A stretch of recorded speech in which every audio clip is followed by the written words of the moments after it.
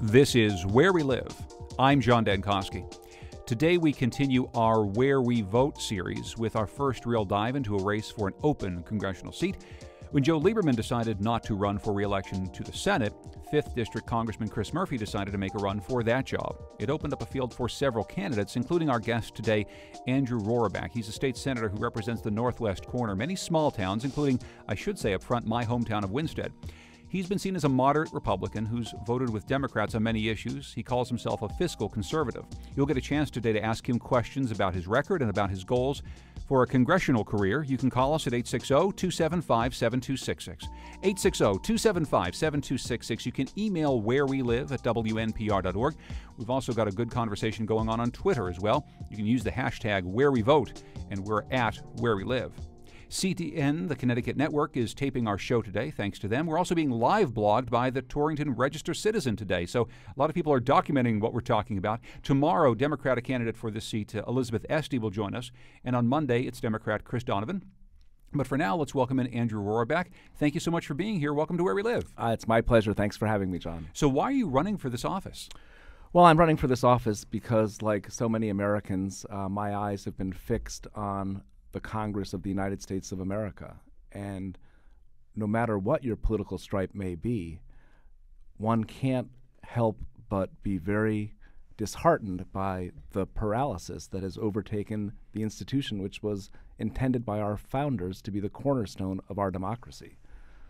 And I, for one, believe that the way we change Congress is by changing the members of Congress one at a time. It is one at a time, but the fact of the matter is it's a pretty dysfunctional place right now. Some people might say that as a state senator, you have an awful lot more influence on the day-to-day lives of the people in that corner of the state than if you go to Congress and you have to raise money all the time and you have to be involved in almost a daily game of gridlock.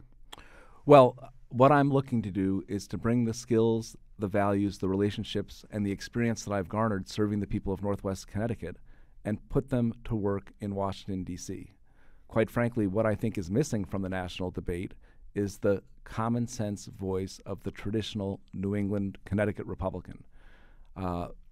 We have seen gridlock and paralysis bring Congress to a halt. And what should be added to that debate is the voice of someone from Connecticut who is as fiscally conservative as they come, but who also recognizes that partisan advantage should not be the end game of political life. I'm a Republican, make no mistake about it. I've been a Republican since I registered to vote when I was 18. But I'm an American before I'm a Republican. And if we as Americans don't commit ourselves to finding solutions that unite us rather than solutions that divide us, our country is going to face a difficult future. I'm an optimist. We live in the greatest country on earth, and our best days are ahead of us. But in order to reach those best days that are ahead of us, we have to search out the best ideas from wherever they come and put them all on the table and recognize the realities of our financial circumstances and deal with them. And when we do, there's nothing but a bright future for all of us. So how do you describe what the traditional Connecticut Republican is that you're talking about? Well, I think the traditional Connecticut Republican is someone who is very prudent with the taxpayer's dime, who recognizes that every penny of taxes paid is the fruit of somebody's labor and sweat on their brow.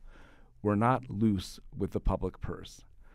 On social issues, we typically take a position that the government is not a constructive force in people's personal lives, and that we're better, the less government we have, the better, that we're skeptical of a government which is too big or too intrusive, which costs too much and reaches too far.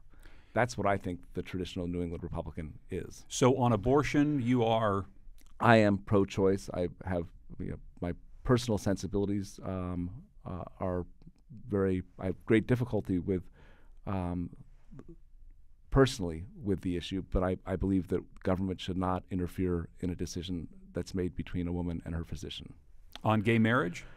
I supported gay marriage in Connecticut. I think that Republican principles of life, liberty, and the pursuit of happiness would lead one to do that. I also would say that I think that we ought not to let social issues distract us from focusing on the real challenges facing our nation.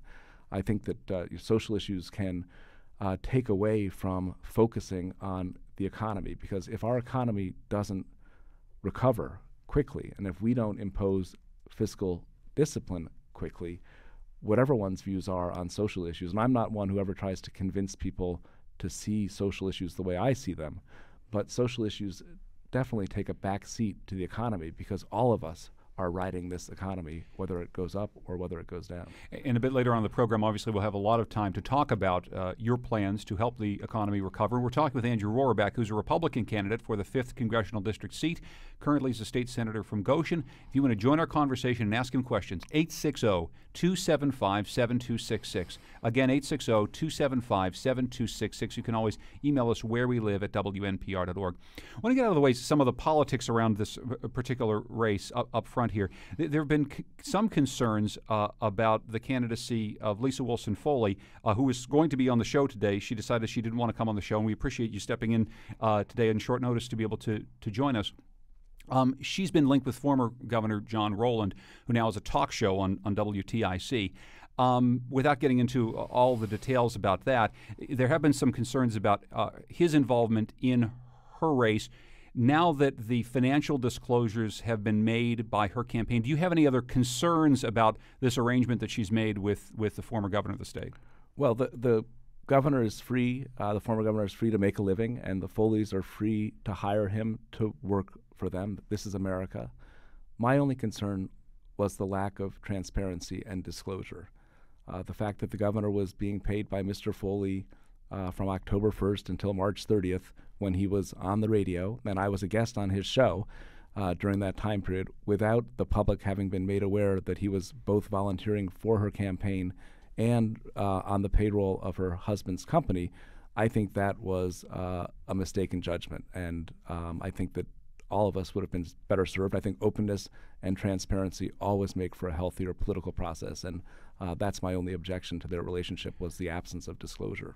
One of the complaints that others have made, and I haven't heard you personally make this complaint, but others have made the complaint that former Governor Rowland used his radio show to attack your candidacy. Did you feel as though you were attacked by Governor Rowland on air?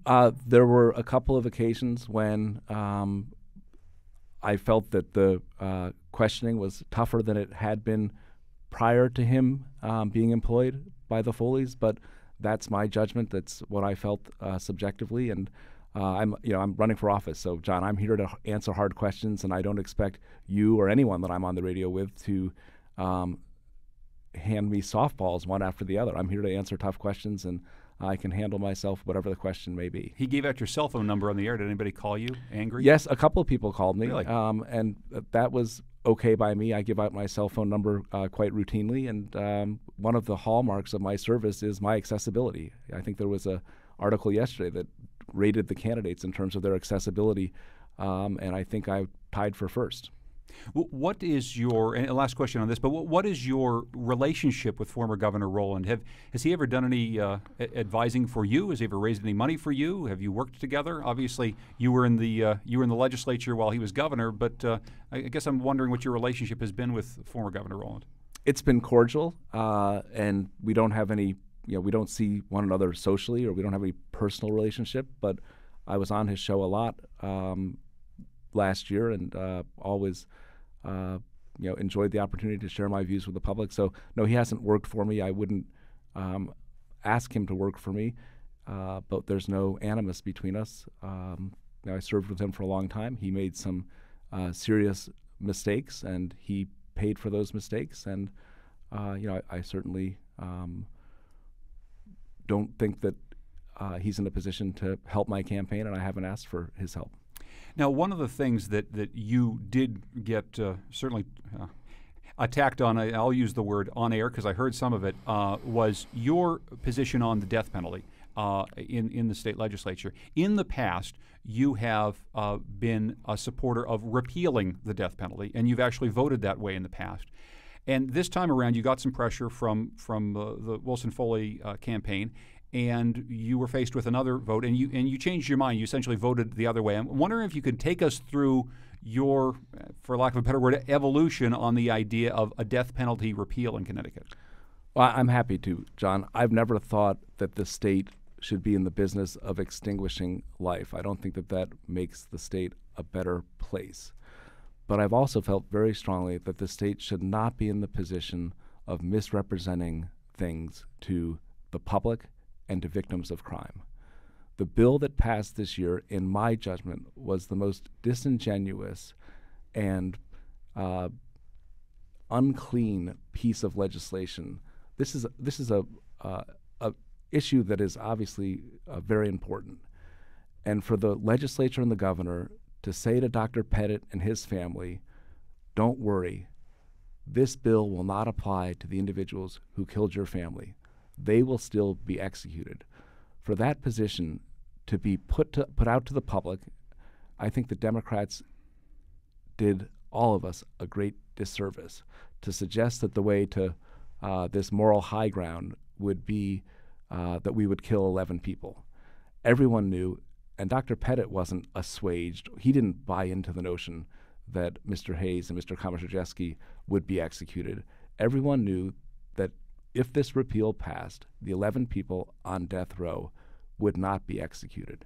And to suggest otherwise, I think, is breaking faith with all of those families. Why are you so sure that it cannot be enacted as the governor and others have suggested? Because every legal scholar has suggested that there's no way that if an equal protection challenge is brought, that the court is going to conclude that it's okay to have repealed the death penalty, but nevertheless to put 11 people to death. The public defenders, in testimony before the Judiciary Committee, made it very clear that the day after this bill was passed, they would file new appeals on the basis that it could not lawfully be applied prospectively. The repeal could not be applied prospectively.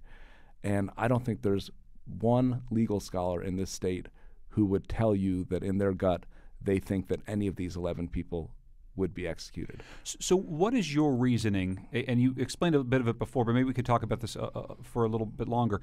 What is your reasoning for believing that the death penalty is not something that Connecticut should have in the first place? I just want to get your both legal, moral, personal reasons for not supporting the idea of the death penalty, this particular bill notwithstanding. I just don't think that our state advances itself by being in that business. It's just not a line of business that I think makes us a better society. The other thing that I think is very important for your listeners and for everyone in the public to understand is that our criminal justice system in Connecticut is broken. The legislature has taken steps to completely break faith with the victims of crime and their families. Last May, in the dark of night, against the advice of our Commissioner of Corrections, we passed a bill which applied good time early release credits retroactively to violent criminals, rapists, serial child molesters, people convicted of manslaughter, all of whom had been sentenced with the expectation, the promise, that they would serve 85% of their sentences. Because we're so hungry to save money, in May, in the middle of the night, we passed this bill applying these early release credits retroactively 5 years without there ever being a public hearing where the victims of crime and their families would have been given an opportunity to express their opinion about the wisdom of this proposal. So in September, the Department of Corrections sent out letters to all of these victims and their families and said, we know that you think that the offender, the person that committed this heinous act, was going to be in jail for 20 years, 30 years, 40 years. We know that you accepted a plea bargain, that prosecutors and judges and victims advocates promised you that the individual would serve at least 20, 30, 40 years. But we regret to inform you that the legislature has just passed a bill which is going to allow that person to be released from prison years earlier than you were promised.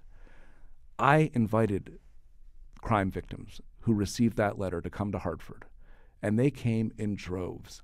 Our state's victim advocate, Michelle Cruz, whose job it is to look out for the victims of crime, said that this action on our part was the most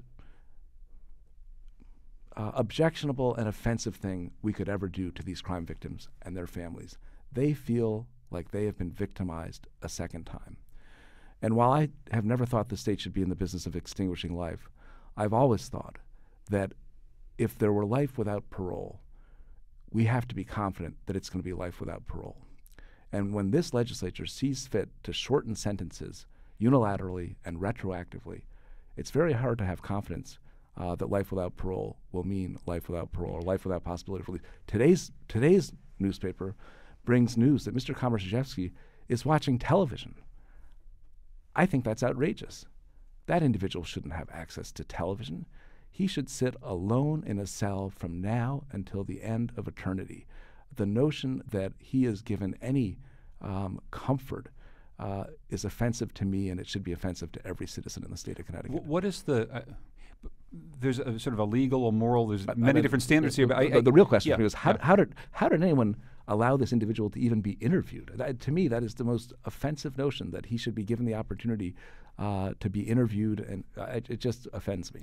What do you believe the limits of punishment should be for someone who has committed an act like this, been convicted of an act like this? You say they should sit in a hole by themselves for eternity.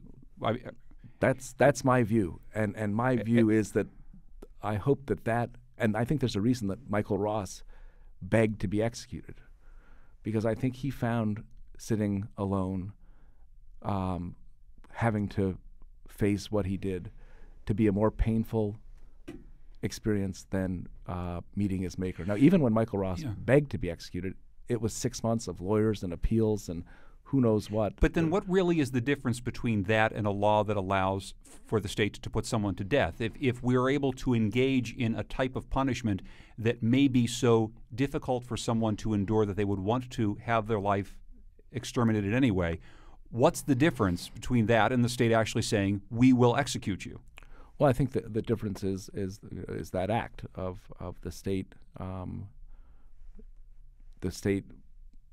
taking that step to extinguish a life, and my view has always been that that's not something that advances us as a society. But before we take a break, I just want to ask one more thing. So when this latest round of the argument around the death penalty repeal came up, and this particular bill was put forward by the governor and some legislators, could you have stepped in? Is there some role that you could have played, perhaps, to amend this, to make this a piece of legislation that would have abolished the death penalty, but not had some of the provisions that you feel obviously aren't good policy for the state? Well, sadly, John, as you know, watching the legislature, when the Democrats cook up a deal, the deal is cooked. There's no chance to amend. They don't entertain ideas from our side of the aisle. It's a done deal. And the notion that the reason they secured some of these votes, and Senator Prague said she voted for it because she wanted them to be executed. And I said, Senator Prague, you're being misled. People that are telling you that they're going to be executed, I don't think are giving you good information. But the bill was structured that way because that was the only way they could get the votes for it to pass. Is this bill really, is it any different in the way it was structured than the bill you voted on for repeal in 2009? Isn't it exactly the same type of legislation? Well, what's different is in 2009, Mr. Hayes and Mr. Komarzyjewski had not been sentenced to death. At that time, Governor Rell made it very clear that she was going to veto the bill, and she did. So the exercise in 2009 was a very different exercise than the exercise in 2012, when Governor Malloy made it clear that he would sign a bill, but the only bill he would sign is one that applied this prospectively. But I just want to make sure, but you voted for essentially the same piece of legislation that you don't feel is a good piece of legislation now in 2009 when you knew Governor Rell was going to veto it. Yeah, as I say, at that time, Mr. Hayes and Mr. Komarzyjewski had not been convicted. There wasn't this effort to create an illusion that these very prominently featured individuals would somehow be executed.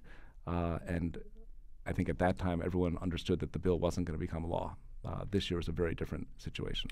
Andrew Roraback is our guest. He's a state senator who is running for the open 5th Congressional District seat. When we come back, we're going to talk about health care. We're going to talk about the economy. We'll take a lot of your questions at 860-275-7266, 860-275-7266. You can also email us wherewelive@WNPR.org. On Twitter, we're at Where We Live, and you can use the hashtag Where We Vote. We're having a little discussion there as well. This is Where We Live.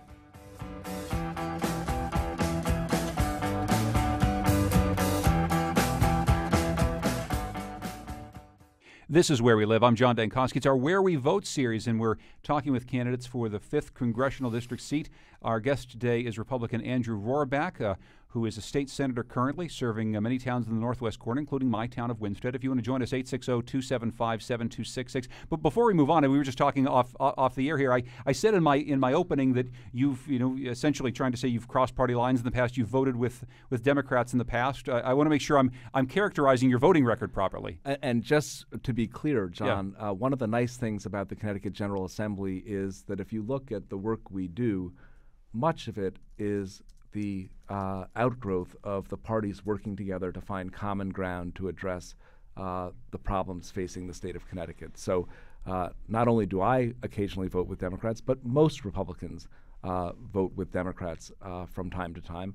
And we do so. Some of the better work that comes out of Hartford is work where both parties have had the opportunity to contribute their best ideas to the work product. And I think the education reform bill, I voted against the education reform bill because it was put on my lap at 1 in the morning, 187 pages, 93 sections, and we were told we had to vote on it at 4 in the morning. And I refused to vote on a bill that I didn't have an opportunity to read, to understand, and to get input from my local superintendents and parents and teachers about what they thought about the bill. It was something that the Democrats kind of cooked up a deal in the middle of the night in a back room and put it on our laps. But at the end of the day, it did make advances, important advances. And we, as Republicans in the minority, in order to accomplish anything, we need to get input, obviously, with the majority party. So other than on budget issues, which are obviously the most important issues facing our state, where I've been the Senate Republican leader on the Finance Committee for the past 4 years. It's been my job, and it's been a hard job. Well, it's been an easy job to reveal how ill-considered the largest tax increase in our state's history was, and how unwise some of this reckless borrowing has been. But Republicans and Democrats in Connecticut, the battleground is over the economic future of our state. And we have, time and time again, offered a roadmap which is so completely different than what the governor and the majority Democrats have agreed to. So, on policy questions, we work to make sure that as much legislation as can be adopted is the product of work by both Republicans and Democrats. And I think if you ever watch the legislature in action, you can see that many bills go with the support of members of both parties. I don't know about the rest of our listeners. I can't wait to watch the legislature in action. It's great fun to watch it on CTN. It's actually, and we'll say that to the cameras, it's very enjoyable. I want to get to Thomas in Willington. A lot of people want to join our conversation with Andrew Roraback. So let's go first to Thomas. Hi there. You're on Where We Live. Yes, Thomas Birchfield here. Thank you, sir, for taking my call. I'm a voter. I'm a veteran of the United States Air Force, class of 2007, East Tennessee State University. Your guest seems to want to have it both ways. I mean, I know, being from Tennessee, East Tennessee there, the Republicans will not welcome him to the United States Senate. His viewpoints are way outside the mainstream party, the Republican Party. He's for gay marriage. They're against it. He's for a lot of things that the Republicans stand against, and I don't see how he can possibly, get along with them. I know how they are. They will not. It's their way or the highway. Well, and finally, so let me just say this. I helped Joe Lieberman. I helped him get elected, and I regret that very much. I think he betrayed the good people of Connecticut. He also betrayed the Democratic Party. He sold out to the insurance companies, and he's a traitor in my book. I think he should have been tossed out on his ear a long time ago, and I regret very much helping him get elected. Well, Thank you, Thomas, I appreciate that very much. So Thomas, obviously not from around here, he's saying it's going to be hard. You go down to Washington, you're going to be working with a lot of Republicans who really don't believe in a lot of things you seem to believe in. And I think, John, that I will find that I will agree again on the issues that matter most to this country, about the imperative of dealing with a spending situation that is completely out of control, a deficit which is way beyond our ability to afford to repay, that I will find very much in common with Republicans in Congress. The reality is, in the 5th District in Connecticut, Republicans are not going to choose the next member of Congress from this district, and Democrats aren't going to choose the next member of Congress either. The people that will choose the next member of Congress from the 5th District are the 45% of the voters in this district who are unaffiliated voters. And if the Republican Party is going to win this seat, they need to run a candidate who has a demonstrated ability to reach the unaffiliated voter. And in 2008, Barack Obama won the 5th District with 57% of the vote. In that very same year, I had a strong Democratic opponent who was endorsed on 2 lines, on both the Democratic line and the Working Families line, and I won re-election to my state Senate seat with 65% of the vote. So your caller is right. I might not be as successful as a Republican in Tennessee, but in Connecticut, if Republicans are going to win this seat, I think the profile of our candidate has to be one that can win over the unaffiliated voters who will make this decision at the end of the day. If you are elected to Congress, one of the things that you've said you'd do is that you would vote to repeal the Affordable Care Act. Some people know it as Obamacare. Why, and what parts of that bill do you actually like? Well, first of all, I don't think that I would vote to repeal it, and I would do that in a heartbeat. But I think the Supreme Court is going to take that step before January of 2013. Most legal analysts, people like Jeffrey Toobin, who were predisposed to support Obamacare, after sitting through that oral argument before the Supreme Court, came away convinced that the court is going to strike it down, and I'm glad they will. They're striking it down because of the incredibly unprecedented provision which has our federal government dictating that we as citizens purchase a commercial product from a for-profit entity. For our government to say either you buy insurance from Aetna or name your insurance company of choice, or else we're going to fine you $600 a year, $695 per person, $2,400 per family per year. That is is so incongruous with what our Constitution anticipated would be the relationship between the government and its people. So I believe the bill is going to be struck down as unconstitutional. The individual mandate is one of the centerpieces around which this legislation is constructed, and if it's struck down, the bill can't survive because there's a lot of revenue that's anticipated to come from that penalty that people would have to pay. So to answer your question, I certainly, first of all, I think the states are in a much better position to deal with making sure that people in our society have access to basic health care. Well, that's what I was going to say. Massachusetts has an individual mandate. I mean, does it work there? Well, there's a difference, and I'm not suggesting that I would not favor an individual mandate, but the relationship between a state and its people is different than the relationship between the federal government and its people. Legally, the Constitution says that the powers not given to the federal government are reserved to the states. So I don't endorse the Massachusetts approach, but legally it's a different animal. I understand, but it would still be a fine. It would still be a mandate. Yes. You'd still have to comply. The state of Connecticut could impose this tomorrow, and you'd say it would be legal. It would pass constitutional muster. I haven't. I would have to look at what it is, but I'm not. First of all, I think it's bad policy, and I'm not convinced that it would be legally sustained. I don't know whether the Massachusetts mandate has been challenged in court or not. But to answer your question, sure. The features of the law that I think need to be incorporated into our law is this notion that you don't discriminate against people because of pre-existing conditions.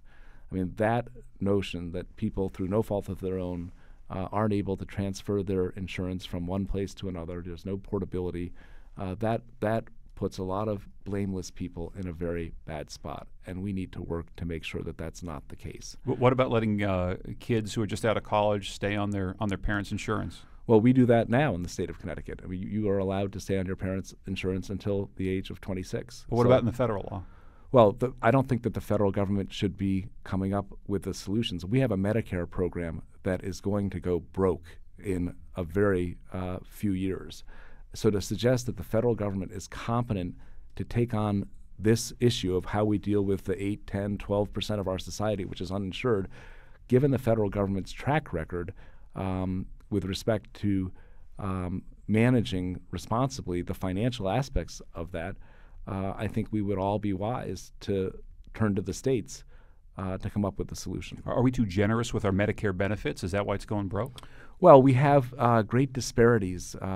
It's an amazing thing that the average Medicare beneficiary in Miami costs 3 times as much, or at least back in 2006, the latest data that I had, 3 times as much, about $15,000 per year, than the average Medicare beneficiary in Hawaii. And there's no rational explanation for how we can be spending so much more. Our healthcare system is now something that is driven by quantity. The more procedures you do as a provider, the more revenue you receive. We have to shift the paradigm to reward and compensate for quality, for good outcomes, not just for putting people through the system. So there are a lot of areas in our healthcare system that scream out for attention and that offer the promise for incredible savings for us as a society. Ed is calling from Stores. Hi there, Ed. Go ahead. Hi, my name's Ed, of course. I just wanted to say I was a victim of Katrina, basically, and then I was moved to Connecticut, long-term unemployed. And then last year, because of Obamacare, basically, I suddenly was a recipient of health care, went and got a checkup, was diagnosed with TB, got medication for it. So basically, without Obamacare, I would not have been diagnosed, and there's a good chance I would not have made it. So I really think it's an important thing, and I think it's doing a wonderful thing for a lot of people in this country. Ed, I don't understand how you can be against insuring human beings. Ed, I'll let Andrew Roraback respond. Thank you for your call. And Ed and I are going to have to agree to disagree. The reality is that Obamacare, I wish we could have a longer conversation because I'm not exactly sure what part of Obamacare offered Ed the opportunity to have his illness diagnosed. Well, Ed's still on the line. Ed, could you very, very quickly explain what part of Obamacare allowed you to have your illness diagnosed? We don't. I think Ed's listening in on the radio, so okay. I apologize. Now, most of Obamacare is not going to be operationalized until 2013, 2014, 2015. The work has not yet been done to lay the foundation for this grandiose program. So the only thing that I can tell that Obamacare has done so far is to raise the rates that all of us are paying for our private insurance. Despite the promise of lower health care costs, as soon as Obamacare passed, private insurance rates went up again at a rate which greatly exceeds the rate of inflation. So it's kind of counterintuitive when they say we're going to pass a bill which is going to bring down the cost of health care, and then small businesses get a bill in the mail from their insurance company showing that their premiums for health insurance are going up. For me, the fact that this bill, 2,000 pages in length, was not read or understood by members of Congress in advance of its passing is reason enough to repeal the bill. The president said when he ran for office that he was going to have as a hallmark of his administration openness, transparency, and everything was going to be available for the public to see. But in his zeal, his high-minded aspirations quickly dissipated into the worst of our legislative process, deal-making, closed doors, and members of Congress not knowing what they were voting for because of the anxiety, the rush to get this done. It didn't matter whether the public could have confidence in the process. When we have so many people in the country who are uninsured or who don't have health coverage in some way, shouldn't there be some sort of a rush? I mean, not to speak to this particular piece of legislation, but shouldn't there be some urgency on someone's part? I mean, we talked early on about a Congress that is in gridlock and doesn't work between Democrats and Republicans. Shouldn't someone try to get something done, and how would that happen? Well, of course, we all, as a society, have an interest. The reality is today, Connecticut emergency rooms accept anyone and everyone who presents themselves at their door. And that's, as a civilized society, we wouldn't expect hospitals whose missions it is to, most of our hospitals in Connecticut are nonprofit hospitals, and they do amazing work. They address people's illnesses, but it comes at an enormous cost. And so certainly the system that we have now is costing us a lot of money and still leaving people until the last minute sometimes. If people wait until they're so sick that they have to go to an emergency room, we can end up spending a lot more money than we would have spent if we had addressed those situations at the onset. So I don't think anyone can suggest that the system we have now is acceptable. I think the system is in desperate need of the attention of policymakers. But I don't think that a federal solution is the right solution. I think solutions should be grounded in our states, in our communities, in our neighborhoods. That's where the problem is best going to be solved. One more email on this from Larry says, does your guest believe that all Americans are entitled to the same health care insurance at the same price that he has? No, I don't think that all Americans are. First of all, the package, the state of Connecticut, right now I'm enjoying a health insurance package that is a Cadillac. And I enjoy it because I work for the state of Connecticut.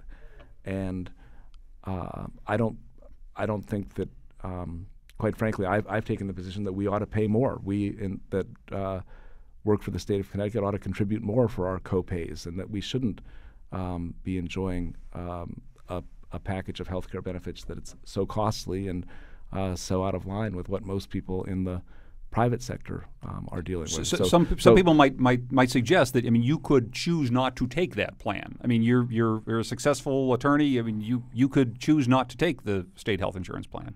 I could, but I don't. People know that when you're in the legislature, you don't do it for the money. Certainly, fair enough.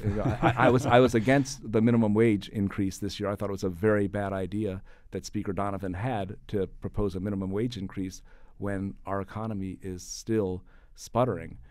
But members of the legislature probably would have benefited from a minimum wage increase because the hours we put in against what we're paid, it comes out darn close to the minimum wage. So I don't apologize for covering my family with the health insurance that's made available to my employer, but I do think people that work for the state ought to be prepared to have their plans be more in line with what the private sector has. Now, we have to take a break, and when we come back, more people want to join us at 860-275-7266. We want to get to some foreign policy questions because Andrew Roraback, who's now a state senator, is running for Congress, and he'll have to be dealing with some of these issues as well. We'll take your calls and questions, also your emails and tweets at Where We Live.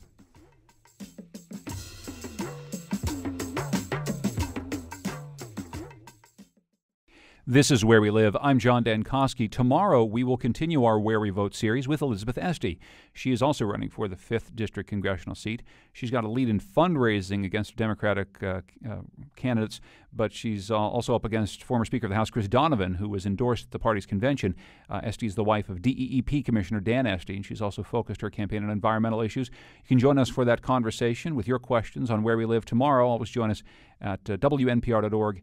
Keyword where. Today it is Where We Vote, and we're talking with Andrew Roraback, who is a state senator and who is also running for the 5th District congressional seat. He's a Republican. We're taking your calls and questions at 860-275-7266. Because we're a little bit low on time, we're going to get through some very quick questions and hopefully some quick answers from the candidate here so we can blow through some more things. Joanne's in Farmington. Hi, Joanne. Hi. Hi, you're on the air. Go ahead. Hi. Andrew, in the recent format, you mentioned that you would be open to raising taxes in trade for spending cuts. Which taxes are you open to raising?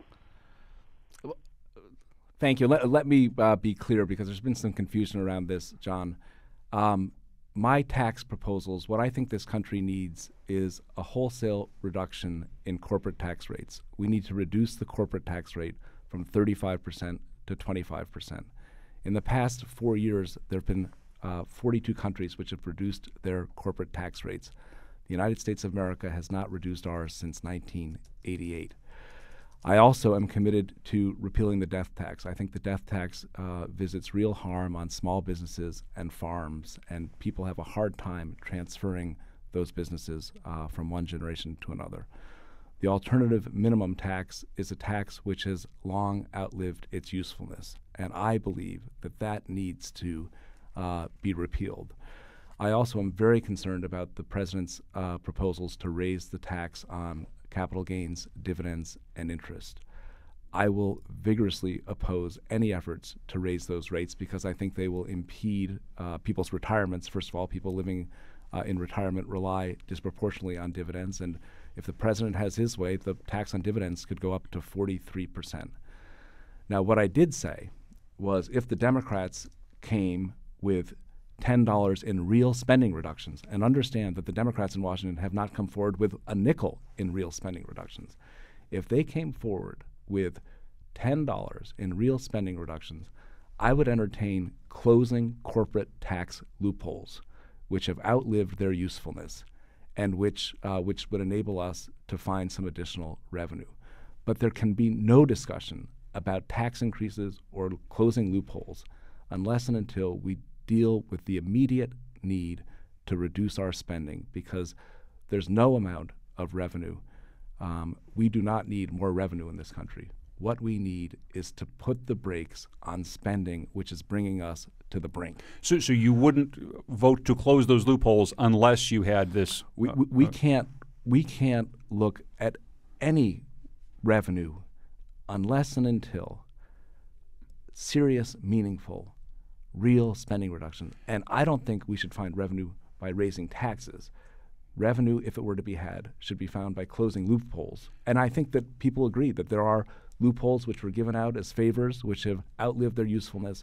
And if we close them, we could generate some revenue. So in the packet that I guess they give you when you show up in Congress, where you get the Grover Norquist pledge to not raise taxes, you wouldn't be signing the Norquist pledge? I've never signed any pledge, John. As an elected official, I learned long ago that no one knows what tomorrow is going to bring. And I'd rather have people be mad at me for not signing a pledge than be mad at me for breaking my word or being a liar. So I'm not signing any pledges, but I can commit to you that there is no tax increase that I would support at this time, and no tax increase that I could anticipate supporting. But there are loopholes that I would consider closing if we got real spending reductions. You can't take your eye off the fact that this year, federal revenues this year are about 15% of our gross domestic product. Federal spending is 25% of our gross domestic product. That's why we're running a $1.6 trillion deficit. And to suggest that the way to close that gap is to increase taxes is insanity. The way to close that gap is to bring spending under control, and that's where the focus needs to be. And I apologize for breaking in. A lot of people want to join us in the last couple of minutes. Delphi's in Milford. Hi there, Delphi. Good morning. Thank you for taking my call. Yeah. I'm curious as to your desire to increase the cost of insurance for citizens in the state of Connecticut, yet you're not looking at the other side of the issue. The costs are very high, and the delivery of these services are very high. Nobody is investigating that. Delphi, thank you. I'll just ask you for maybe a quick minute on this. I think that she may have misunderstood. I don't believe that the cost of insurance is something that I am working to reduce, not increase. I think all of us in this society recognize that. She was picking up on the idea that you think that maybe state workers should be paying more for their insurance. Oh, that, yes. Yeah, that's what I think she was referring to. Okay, well, and I think that's just, we need to be more in line with the private sector, because the state, we too, the lessons that I've learned about the imperative of having spending reductions come from my experience in Hartford. Governor Malloy and the Democrats in Hartford last year said, the way to get out of the fix that we're in is to tax our way to prosperity. If we pass the largest tax increase in this state's history, everything will fall into place. Well, here we are 12 months later, and instead of having everything fallen into place, the state is still running a $300 million deficit. And this year, Governor Malloy and the Democrats have said the answer to that is to borrow our way to prosperity. The way we're going to bridge this year's budget deficit is by borrowing money. I don't think anyone in Connecticut believes that taxing our way or borrowing our way is the way that we're going to build a solid economic future. And those lessons aren't lost on me, and that's why I am so fixed on the necessity of getting spending reductions as the most important thing that needs to be done in Washington. And I apologize, I just have to jump to some foreign policy stuff. We just got a couple minutes left on the show. The president has said that the troops are going to be out of Afghanistan by 2014, signed a long-term commitment with the Afghan people. Do you think the troops should be out sooner? Do you think that the president's plan is a good one? I think the troops should be out as soon as we have confidence that the Afghan forces are able to control terrorist threats to our nation. And my hope is that that day comes as soon as possible. I don't think we should commit American resources to rebuilding the nation of Afghanistan when our own nation has so many pressing needs. So as soon as military leaders are confident that the Afghan forces are able to control the terrorist threat, we should be out of there at that moment, and I hope that that moment is sooner than the day the president has announced. There have certainly been varying reports on this, but there's a real good chance that some military leaders will say that is never going to happen. The Afghan government, the Afghan military, the Afghan police is never going to be able to control the problem that has existed in that country for a very long time, well before our incursion into the country. No, but the problem that's existed in that country for a long time is civil war, and if the Afghans pose a threat to one another, that's a different situation than if there's an imminent threat to our country. And our analysis needs to be predicated on as soon as we are confident that the Afghan forces can prevent imminent threats to our country, we need to leave. And that's it's obviously a fluid situation. I don't think that artificial timetables are the right measure. I think that the right measure is having confidence that when we leave, we're not going to be leaving a circumstance which poses an imminent threat to our national security. I've got a minute. What do we do about Iran? Well, I think that we impose every sanction imaginable, and we encourage our allies to join with us in bringing that country to its knees. The last option is force, and it's an option that we should not consider unless and until every single effort has been taken to get this country to stop their nuclear weapons program. And I think the sanctions, the real key to making the sanctions work is getting our allies to agree not to be purchasing things that are exported from Iran and not to be allowing things to be imported into Iran. So it's a volatile, ever-changing situation, and none of us knows what the future is going to hold, but we certainly don't want Iran to get a nuclear weapon, and then they are so I think that's my approach to it, that the use of force is not an option, but it can't be taken off the table entirely because none of us know what's going to happen. There's a lot more that we could talk about, and a lot more people want to join the conversation, but we are just plumb out of time. So thank you, Andrew Roraback, for spending some time with us today on Where We Live. Well, thanks for the opportunity, John. I look forward to communicating with you and your listeners as this long march to November continues. It is a long, long march, a march that continues tomorrow with Elizabeth Esty here on our Where We Vote series. I'm John Dankosky, and this is Where We Live.